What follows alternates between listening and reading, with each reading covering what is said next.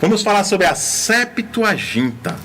Septuaginta, que nome difícil, né, irmão? Nome talvez até novo para muitos aí. Alguém talvez nunca nem ouviu falar, né? Mas muitos cristãos conhecem, viu? E muitos entendidos, estudiosos da palavra de Deus, e também pessoas que têm algum grau de cultura de estudo, de informação, já ouviu falar sobre a Septuaginta. A Septuaginta, pastor Solon, é o seguinte: a Bíblia, os textos da Bíblia, eles estavam escritos em hebraico, na língua do povo lá de Canaã, né? Sim, povo hebreu. Do povo hebreu, hebraico, aramaico, né? Muito bem. Sim.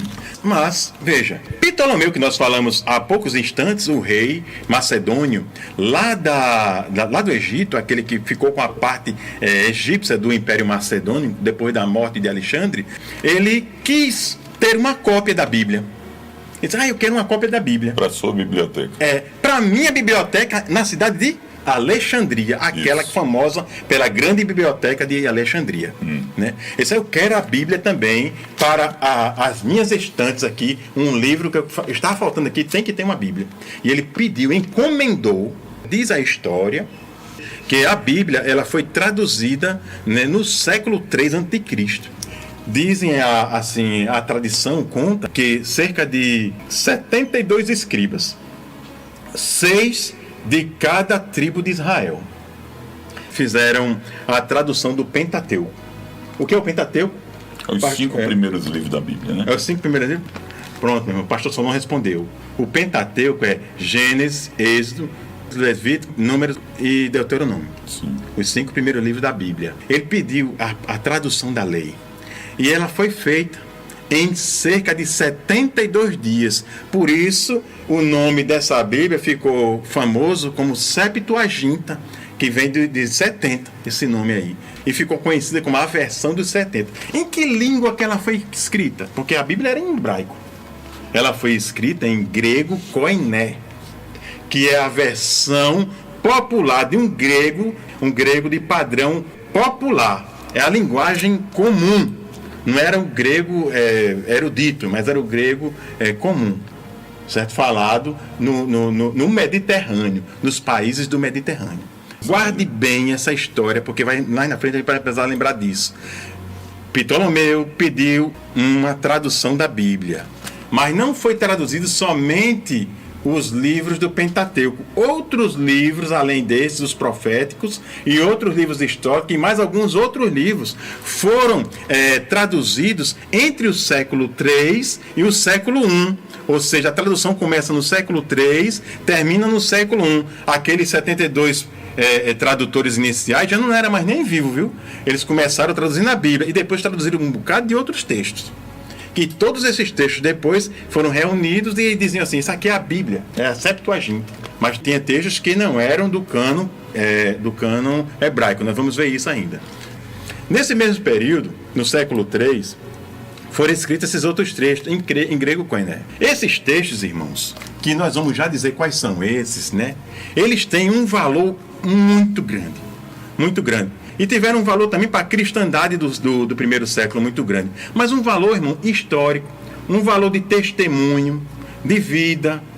Até que podemos tirar exemplos para a vida cristã. E outros históricos, como o de Macabeus, que conta toda a saga de luta daquela família pela libertação do seu povo. Esses livros, como o livro de Judite, o livro de Tobias e outros, eles foram traduzidos do hebraico também para o grego koiné, e nesse intervalo de tempo entre o terceiro século e o primeiro século, eles fizeram parte desse conjunto de livros que chamavam a Septuaginta, né? Vários rolos, certo? Posteriormente, aí vamos lá para frente, né? Vou dizer ainda mais alguns séculos na frente, os católicos denominaram esses livros de deuterocanônicos. Tá? Eles estão aqui na Bíblia Católica, tá? Deuterocanônicos. Calma, né? Eles chamam de deuterocanônicos e nós chamamos de canônicos. Não, nós chamamos de apócrifos. Apócrifos, perdão. Apócrifos. Né? O que significa essas palavras? Passa o próximo slide. Sim. Próximo slide. Pronto. O termo deuterocanônico, meus irmãos, é formado pela raiz também de duas palavras gregas, deutero e canônico. O deutero significa segundo E canônico significa que faz parte do cânon dos livros inspirados. Sim. Certo? Então, segundo essa tradução, nós poderíamos transliterar da seguinte maneira: são aqueles que só num segundo momento foram considerados como canônicos. Antes eram outros livros, e depois, achamos mais uns aqui, vamos colocar. Só num segundo momento. O termo apócrifo significa que não foi reconhecido como devidamente inspirados. Tem livros que os protestantes não aceitam como inspirado, tem livros que os católicos também não aceitam. Eles não aceitaram todos os livros também não. Tem muito livro que os apóstolos que não entrou nessa Bíblia aqui. Tá certo? Nós vamos ver isso. Próximo slide. Esses são os livros, meus irmãos. Olha só quais são os livros.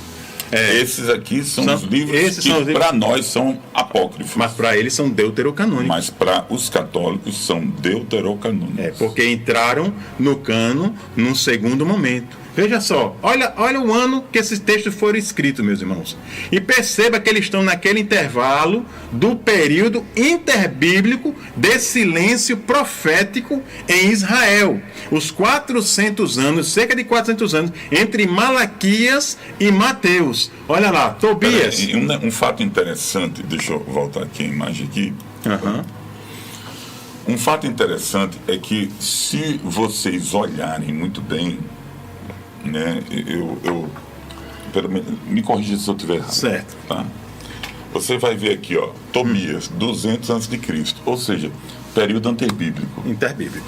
Judite, 150 a.C. Cerca de 150 a.C. Calma. Então vamos lá. Eu vou ficar com esses dois. Tobias, 200 a.C., Judite, 150 a.C., ok? Muito bem. Cerca. Então, se era um período antibíblico... Interbíblico. Interbíblico. Ou intertestamentário. Ou intertestamentário. Se era um período interbíblico, então não tinha profeta. Não tinha profeta. E de onde apareceram esses livros? Pois é.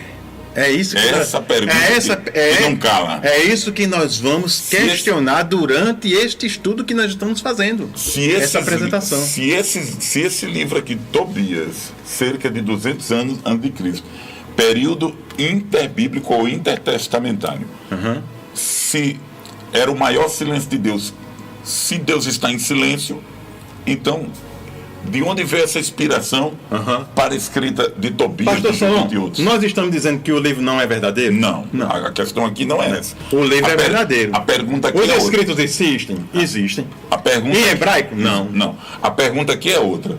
Quem deu a inspiração para escrever Tobias, Judite, no período interbíblico? Aí nós entendemos assim, se o período era de silêncio profético, o livro é uma narrativa histórica dos homens da época. Sim. E das mulheres da época. Mas não inspirado. Não pode ser inspirado. Porque era silêncio de Deus. Era silêncio profético. Exato. Essa é a questão. E outra coisa, inscrito, a maioria deles, nós vamos ver, inscritos em grego koiné. Não existem originais em hebraico desses livros. Então vamos seguir aqui. Não, calma, deixa eu ler. 200, 175 Macabeus, Tobias, Judite e Macabeus, 1º e 2º Macabeus, Eclesiástico, Baruque, Sabedoria, acréscimos ao livro de Esther. O livro de Esther...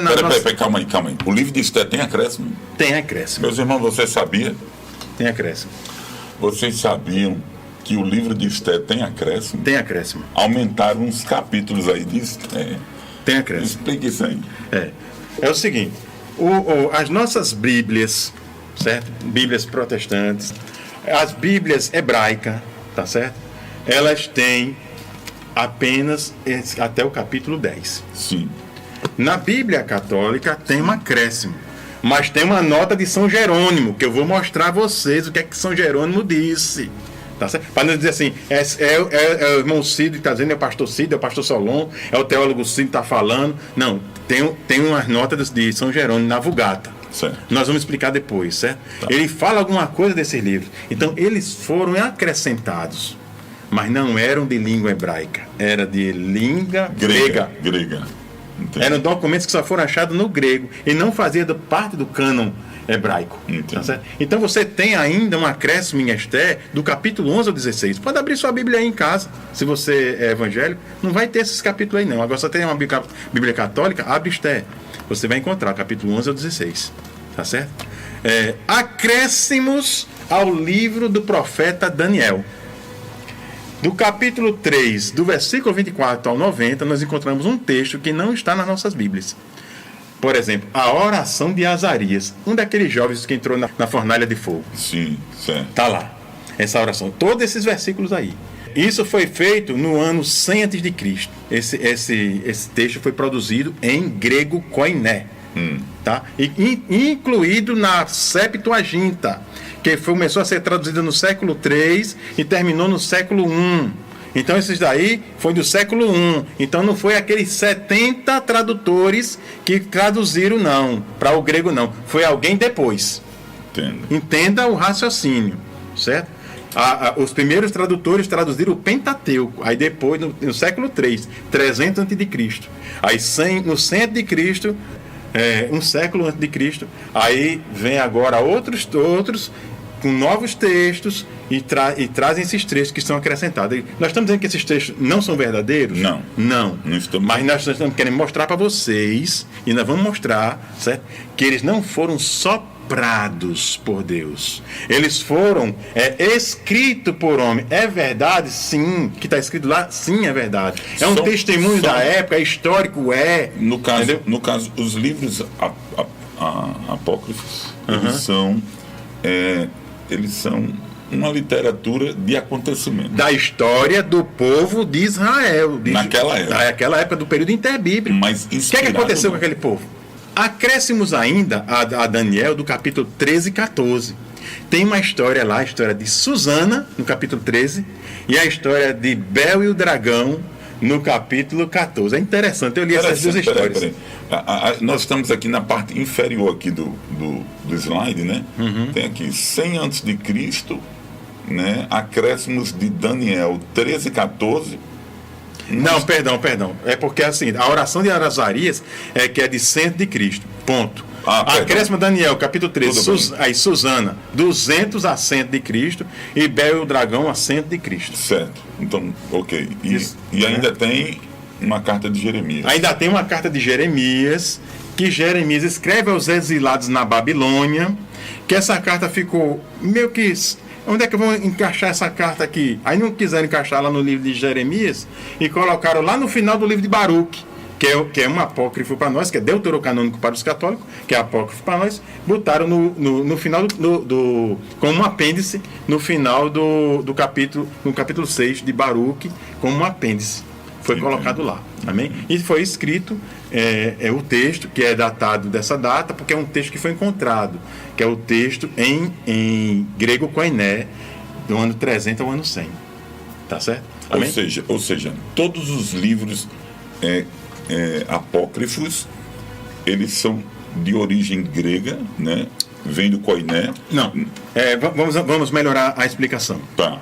Todos os livros apócrifos são histórias do povo hebraico, do povo judeu, sim, que morava da Palestina até o Egito, onde quem foi que pediu a tradução da Septuaginta? Ptolomeu. Certo. Rei da onde? Do Egito. Quando? No século III. Isso foi feito até quando? Até o século I. Certo? Então é o seguinte, quem morava no Egito? Judeus. Quem morava na Palestina? Judeus. Esse período era o período interbíblico entre a história acontece entre Jerusalém e o Egito. Certo? O povo de Israel estava espalhado naquela região do Mediterrâneo. Entendeu? Entendo. Entendeu? Então, era em grego, mas era contando a história dos hebreus. Entendo. Tá certo? Amém? Amém. Tá bem explicado.